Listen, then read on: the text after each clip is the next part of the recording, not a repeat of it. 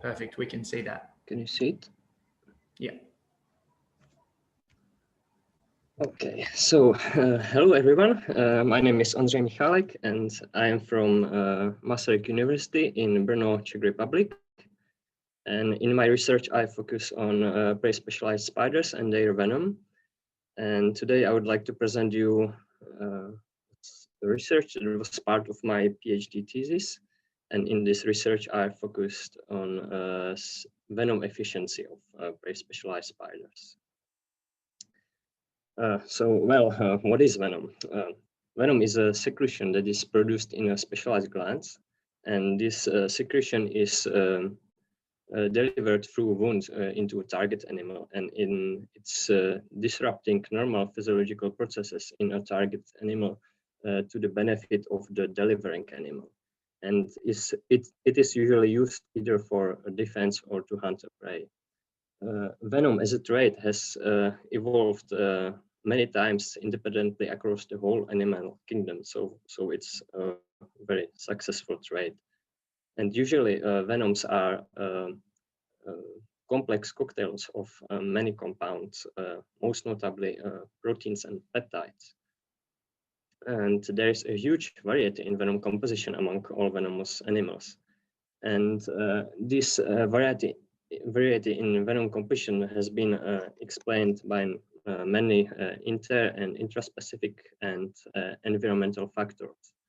But in venomous predators, the most prominent factor is probably prey predators' arms race, because venom is a costly substance to produce, and also the prey can potentially become resistant to venom. Therefore, a predator should optimize its venom to affect its focal prey. Spiders represent an ideal group to study venomic adaptations because they are one of the most numerous and diverse terrestrial predators, and there's a huge variety of different foraging strategies and diets among spiders. And prey-specialized spiders are particularly interesting in this regard, although only a small proportion of the spider species are probably prey-specialized, but of course many of them are probably still unstudied. The prey-specialized spiders are known to feed on 6 prey types, and I would like to focus on 3 of them. I focus on spiders that prey on termites, ants, and other spiders, because these prey types represent dangerous prey. Therefore, specialized predators had to evolve some adaptations that allow them to subdue such a prey. These adaptations can be divided into morphological, behavior, and venomic.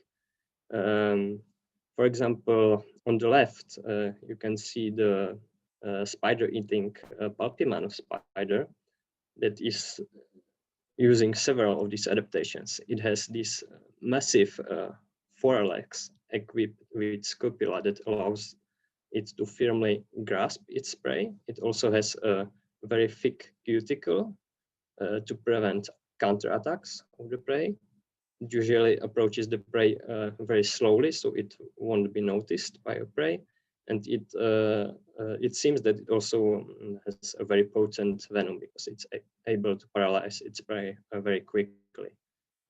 And also some ant-eating spiders, like this Zodarion cyrenaicum on the right, possess a very potent venom. You can see that this tiny juvenile was able to overcome this large ant worker. But these venomic traits have been explored only poorly so far in these prey-specialized spiders. Therefore, we focused on them. In our former study, we investigated the venom glands and venom composition of 40 spider species, both generalist and specialist, and we discovered that more strictly specialized spider have smaller venom glands, but also that the specialists have less diversified venom composition. In another study performed at our lab, we observed that prey-specialized spiders are able to paralyze their prey very quickly. So it seems that these spiders have some very efficient compounds in their venom. But the venom efficiency has been tested so far only indirectly. So we wanted to verify the effectivity of their venom with more direct approach using laboratory bioassays. Taking into account the information that I provided in this introduction, we predicted that the prey-specialized spiders will have very efficient venom towards their focal prey. That means that they will need less venom to effectively paralyze their preferred prey.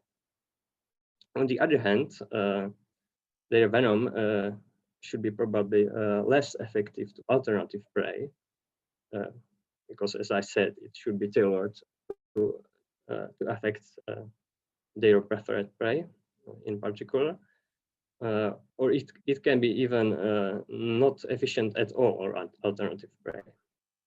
So to test our prediction, I chose 7 spiders forming 4 pairs of specialists and generalists. I've used two spider-eating specialists belonging to the genus Palpimanus and Lampona, and 2 generalists from related families, Stegodephus lineatus related to Palpimanus, and Gnaphosa from Gnaphosidae related to Lampona. And I also used 2 ant-eating spiders of the genus Zodarium, Zodarium nitidum and Zodarium cyrenaicum. And as a control, I used Cibaudomus time that is generalist, and it's from the same family. So first, I had to obtain the venom from these spiders. To do this, I first anesthetized spiders with carbon dioxide. Then I placed them on this metal plate connected to 1 electrode, fixed the spiders with the mesh to this plate. Then I had to slit a glass capillary onto its fang, and then I touched the base of the fang with a wire connected to another electrode, and spider released the venom into the capillary and into the capillary. And after I've obtained the venom, I could proceed to a venom injection.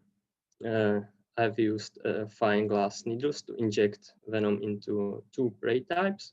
Preferred prey was represented either by a spider or by an ant, and alternative prey was represented by a cricket. Each time I injected 50 nanoliters of the venom of the different concentration into prey. I've used for each prey type, I've used 5 venom concentrations, causing a mortality in the range from 0 to 100%. And per each concentration, I've used 20 individuals of prey. And as a control, I injected only a physiological solution into a prey to make sure that the wound caused by this needle wasn't causing any mortality. And after the injection, I observed the paralysis and mortality in the prey for the next 24 hours. I also measured the weight of the prey. And from the obtained data, I analyzed obtained data with these sigmoidal dose response curves, and from these curves I could easily calculate median lethal doses. That's the doses that kill half of the individuals, and they are a common measure of the venom toxicity. So let's go to the results. Now on each slide, I will show you a comparison of one specialist and its related generalist. So here you can see the comparison of Palpimanus and Godifus. And you can see that the venom of the generalist, the Godifus, was similarly potent for both prey types, while it was slightly more potent on crickets. Meanwhile, on the other hand, the venom of the specialist, Palpimanus, was less potent on the alternative prey represented by crickets, as the dose required to kill half of the crickets was higher, but it was very efficient on spider prey. As you can see that the LD50 dose was very, very low. It was 0.07 nanoliters per milligram of prey. You can see this pattern even better in the comparison of Lampona and Gnaphosa. You can see that the generalist Gnaphosa had basically the same venom potency for both prey types, but the specialist Lampona, its venom was not very potent towards crickets, but it was far more potent towards spider prey. In the ant-eating Zoderium nitidum, the venom was also very potent towards ant prey, but it had actually no effect on cricket prey.